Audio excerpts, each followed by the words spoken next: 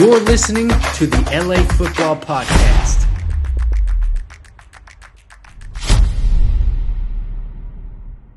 Hey, what is going on, Los Angeles? Welcome to the LA Football Show here on the LA Football Network, live on the mightier 1090 ESPN Radio. I'm your co-host, Ryan Dyrud. Glad to be back after a little vacay. My partner in crime, the madman, held the torch and did it phenomenally, by the way. I don't even know why I did the intro this time because you crushed it so much last week, Jamal.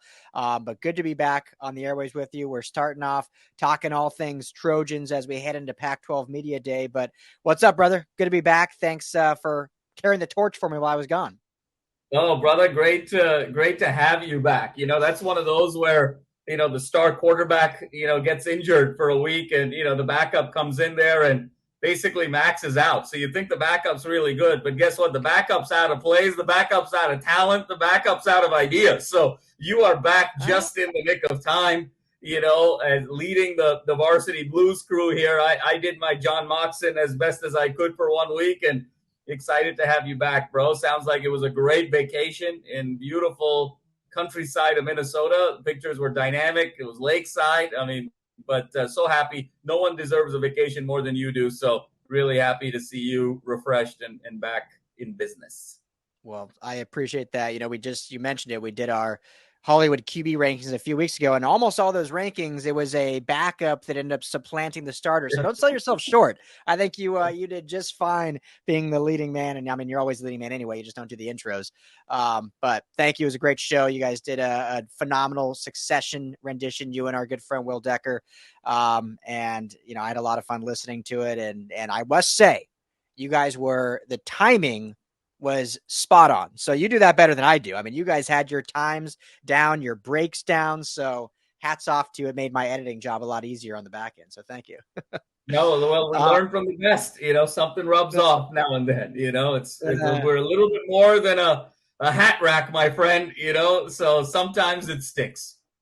Yes, good job. So, but yes, vacation was great. I appreciate it. It was a blast with the family. The Dyrud, our first ever true family reunion on my dad's side. So, you know, we're missing two cousins, unfortunately. One classic flights, right? Goes to Ontario Airport, him and his 3 kids and his wife, and flights canceled. And it was just going to be too much of a headache. He has a 1-week-old, so we were shocked he was coming anyway.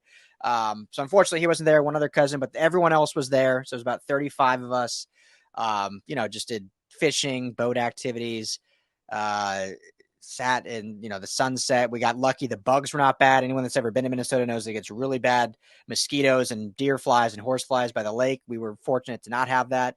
What was the weird thing, Jamal, is I grew up going there every summer, and it's typically in July. It's hot, not only hot, but humid, 95 and humid. I mean, I don't want to make a downer moment, but everyone probably remembers that Minnesota Vikings player that died of heat exhaustion during training camp because of how hot it gets out there. And it was cold. It was like 60s all week, cold. I come back here to LA and it's like 98 with humidity, and I'm like sweating through everything trying to work at home. I got to go to the office just to not run my electric bill up too much, but it's good to be home aside from the heat. Glad to be back with you, even though now you're away, but you'll be back soon. And obviously we'll reconnect person here very soon. So can't wait for that. Looking forward to it. Absolutely, brother. And excited to jump in here and talk about the men of Troy as we're, you know, imminently on the other side of Pac-12 Media Day. And, you know, the anticipation of seeing Lincoln Riley, Caleb Williams, Mason Cobb, and the whole USC brand at Pac-12 Media Day here in Vegas. It reminds me of last year when we were in LA for it and got the opportunity to have lunch with Caleb and Lincoln Riley. And there's some foreshadowing there because Lincoln Riley was arguably the coach of the year and Caleb Williams was certainly the player of the year. So I think every Pac-12 team would be wise to find the LA Football Network connoisseurs at Pac-12 Media Day in Vegas and have a break bread with them, because your chances of success seem to suggest by the numbers very, very high. Yes, that was still one of the coolest, most random moments last year at LA Live. And yeah, so Will Decker and myself will be out in Vegas for Pac-12 Media Day.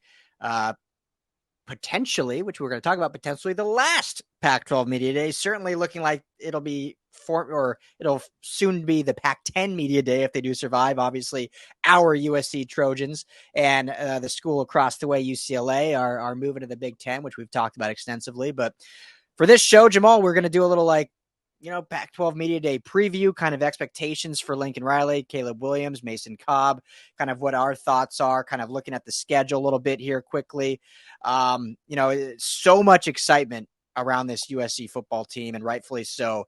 Obviously having a very good year last year, kind of a disappointing ending, but where they came from to where they ended up, obviously a lot of positives. You get a lot of excitement around the offseason, and obviously Caleb Williams win the Heisman, and then you get all these transfers coming in and all these now 2024 recruiting classes in the top 5 again, or top 7 again for the first time in years.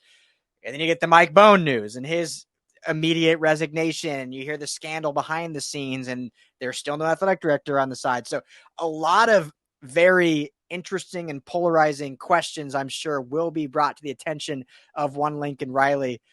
Before I ask you and you jump into this, we got to mention, show is always brought to you by our friends at BetOnline. Head to betonline.ag today. Use our promo code BELIEVE. That's BLEAV. Gets you a 50% welcome bonus on your first deposit. So go to BetOnline, and let me ask it this way, Jamal. Over, under, how many questions Lincoln Riley gets around or surrounding the AD or the empty vacated athletic director position / Mike Bohn? Interesting. I think that probably I would put it at over under 5. I think that it'll either, it'll be sort of 4 to 6. I think I would anticipate the more traditional media outlets like the LA Times, for instance, and others will ask. And I think the slant on it will be, look, with the Mike Bohn situation, were you aware of any sort of behavior or anything sort of culturally that would indicate that this was coming? And B, does this in any way, shape, or form impact your connection, your commitment to USC long-term? And I think, Lincoln's come out pretty steadfast about the latter in terms of saying this really has no impact for me and I'm focused moving ahead. But you have to believe that he's going to have a significant say as to who the next athletic director will be of USC. And so I think the way he answers those questions, he's so sort of astute with the media, so confident, very calm. He'll dance around it the right way, but you're always in these Pac-12 Media Days looking for little things. It's almost like the equivalent. It's the media's version of watching film. The way you sort of watch film and prepare, you're looking for players' tendencies. You're looking for certain behavioral patterns, certain giveaways, whether the way they line up at the line of scrimmage or some idiosyncrasy that they do before a move. And I think from a media perspective, you're asking some very standard questions. So it's not like you're trying to out clever them with the question. But what you're really looking for is those behavioral cues, not really what they say oftentimes, but how they say it. And are there some tells? Are there some hesitations? Is there a gaining or a losing of confidence? Do they believe what they're saying? And oftentimes that's where you start extracting some meaning, rightfully or wrongfully. So I think that's going to be the look. I think everyone's going to kind of have their antennas up a little bit for that Mike Bohn question, and just in terms of how Lincoln answers it. That's such a good point there. And I'll go back to Mike Bohn in a minute, because obviously I think that'll be a very surrounding conversation among the Pac-12 in general, especially here in Vegas. But if you remember last year, Jamal, which I'm sure you do, I can't remember if we asked it or someone else, but there was a question posed to Lincoln Riley about the offensive line or the trenches in general, and kind of like, that was me. That was you. Yeah. Okay. Yeah. There hasn't been a lot of additions on the offensive line or just the trenches in general. And speaking specifically of the offensive side, I remember, and you dispute if I'm wrong, but I felt Lincoln was I feel good about the offensive line. I don't think we're getting enough credit. And he was very direct.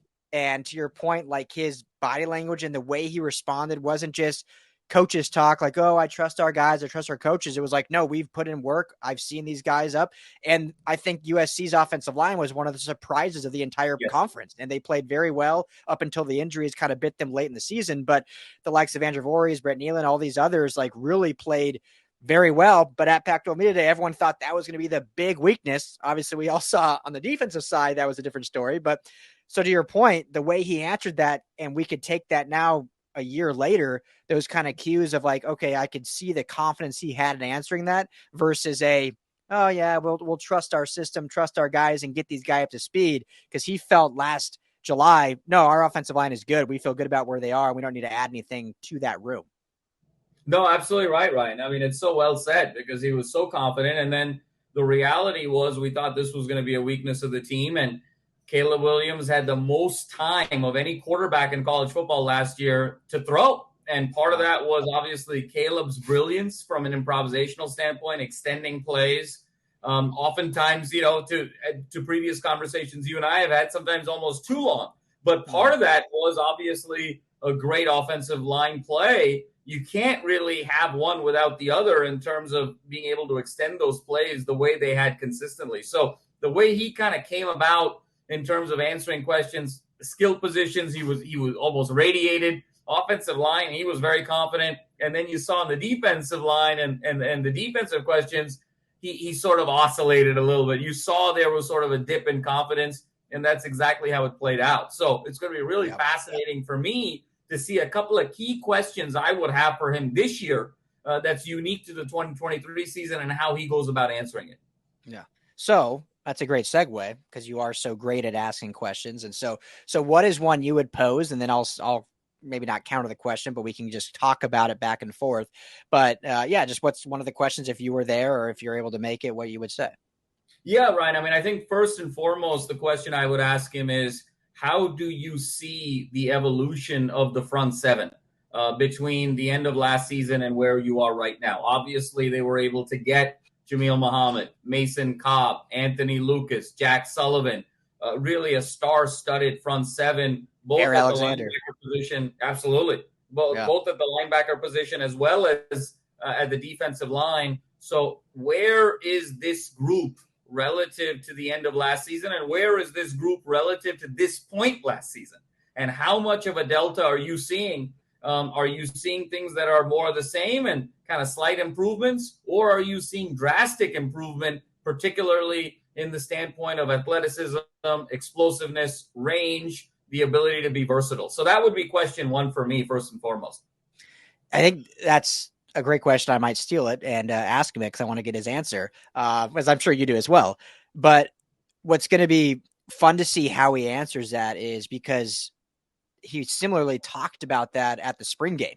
And obviously some time has passed, not really much practices because that was kind of the end of spring ball, but they're obviously the teams seeing each other still and in the weight room and whatnot. And the one thing that struck me that he said then that I'm curious if he'll double down on that or add to it, because they've even added to that since the pregame. If I'm not mistaken, I think Alexander was added after the spring game, right? Yep. After the spring game. So they've added since then. But the one thing that I thought was really important and really exciting was he said, even the guys returning, so not just the Kion Bars and these big name transfers, but guys returning, because this was their second year in this system, he felt way more confident in what they could produce this year because they weren't having to think about where they had to be. They could just go play and do it.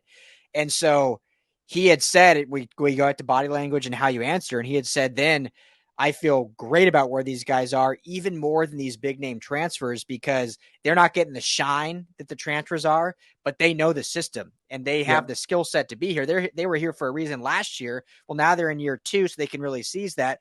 And if our big name transfers can get up to speed quicker than maybe transfers did last year, well, now we have one of the top front sevens in all of college football, or for sure the Pac-12.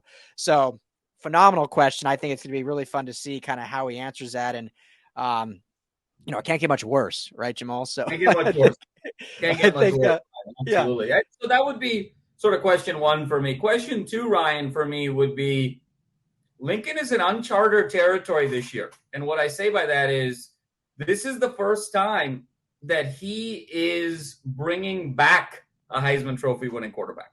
When you think about Baker, Kyler, Jaylin, Jaylin didn't win it, but obviously was the finalist. Those were all guys who won and then left. And Lincoln could almost sort of reset and kind of go through his process. We talk about player routines oftentimes, pre-game prep, in the game, post-game, in terms of off-season workouts. Coaches have their routines as well from a cognitive standpoint, how they want to build up the playbook, how they want to sort of approach their leadership style and what have you. This is the first time now that he's got a returning superstar. And to me, the question will be, has your coaching style changed at all? Has it changed your preparation, not necessarily preparation, but in the way you're approaching this season in any way, shape, or form? Because you are having a guy that's starting at third base, really in terms of offense and talent. But B, is there any added pressure knowing he is the de facto number one pick and you don't want to put him in harm's way? I mean, the last thing you want for Caleb is for him to get hurt in any way, shape, or form. And so does that, you sort of are going into a season not necessarily as maybe aggressive as you could be. Are you in a position where you feel like you're defending something, in kind of Coach K's words? So I would love to see how he answers that, because this is sort of uncharted territory. Well, I'm trying to think off the top of my head, and maybe you know this. I can't recall, though. Has he ever had the same starting quarterback 3 years in a row? I know Caleb didn't start officially till like middle of the season, but technically this is his junior year. He started at some point all 3 seasons now. I think it might be the first one, right? I think so. I mean, Baker, he definitely had for 2, and I'm trying to recall if the third year was Stoops was probably still there, I think, for Baker that first year, but he was offensive coordinator. So he did kind of have Baker for 3 years, not as head coach, but 2 as head coach and 1 as offensive coordinator. This would, I think, be the first time as head coach. Yeah. And then Kyler, I think, was only 1, right? And then Jaylin obviously was only 1. Yep.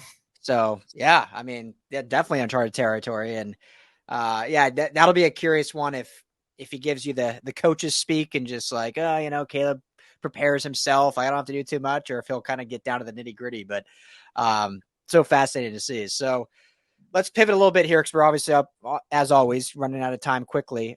Mason Cobb, the other guy that's going to be there, which I think is a great pick. Last year we saw Shane Lee as it was Lincoln, Caleb, and then Shane Lee. And Shane Lee, I think, was a great choice, a defensive captain and a very strong leader. And he obviously transferred from a great program in Alabama. And now they decide to bring Mason Cobb, who was a phenomenal backer at Oklahoma State, will come in as probably the leader of the defense right off the bat. And vocally, and the thing I'll say before I toss it over to you, Jamal, is, again, after the spring game, Lincoln Riley said, man, if you can as a coach, do whatever you can to get yourself a Mason Cobb. I'm paraphrasing, but essentially a guy that lifts the team and the defense up on practices, in the film room, in the weight room, just an absolute game changer on and off the field. And now he's going to be a Trojan for this season and maybe the foreseeable future. So just kind of your thoughts on Cobb and being that third leg in the media room. Yeah, no, I'm really excited to see Cobb, Ryan, and just how he goes about handling the media, because there's been such praise placed on him. And I think Lincoln's really looking to him to be the leader of the defense. Obviously, you got Bullock, who's going to be a star on the back end. I think it's hard for a guy in the secondary in this day and age to be a leader of a whole defense. So I think Bullock is going to be his star stud itself. But you need someone in the front seven who's going to truly anchor this defense. And by all indications, the Lucases, the Muhammads, the Bear Alexanders, they're kind of individual contributors. They're incredible athletes, but they kind of want to stay in their lane, do the 1 or 2 things that they do really well. The guy who's going to galvanize them is Mason Cobb. I think Gentry's still going to be a huge vocal leader in that locker room. I think Shane Lee will as well. But I think having kind of a fresh voice who's also experienced and having played some very high-level ball at Oklahoma State and in some very meaningful Big 12 games, and actually understands to a certain extent the air raid offense in a very deep way, having competed against Lincoln, having competed against, that Texas Tech pedigree and that branch in the Big 12. The air raid was discovered, invented really in the Big 12. So I think he brings a very unique perspective in that regard. And I think when he speaks, I think a lot of people are going to listen as a result. So very excited to see just how he commands the media, his sort of presence, because leaders have a certain presence about them that's different from the others. So I want to see if, Lincoln's not just trying to hype him up and pump him up to be the leader, or is he already there? And I think that's going to be a really interesting tell. Yeah, I mean, Caleb, obviously, last year was just like that aura. Like we were both like, all right, that's a typical star USC quarterback. And Shane Lee was very different. Like I don't want this to come out he was a bad leader, but you could tell was much more soft-spoken, was quieter. I mean, here's a guy that, yes, transferred from Alabama, but wasn't like a star at Alabama, was kind of overshadowed, which is why he came to USC. But now you have a Mason Cobb who was a star at Oklahoma State, like led the Big 12 in tackles or was very close to that, and now coming to USC to be that lead here. So it's gonna be fascinating to see him in Vegas. What better place to have the final Pac-12 media day, at least as we know it, and excited to be there and can't wait to report back and jump on the horn with you again and break it all down from what we saw. But that's all the time we got for this segment of Trojans Talk here on the LA Football Show. If you're on radio, we'll be back after the break. If you're on podcast, again, we'll be live right after Pac-12 Media Day, breaking down everything Lincoln Riley, Mason, Cobb, and Caleb Williams all talked about. So we will talk to you then. Until then, for Ryan Dyrud and Jamal Madney, talk to y'all soon.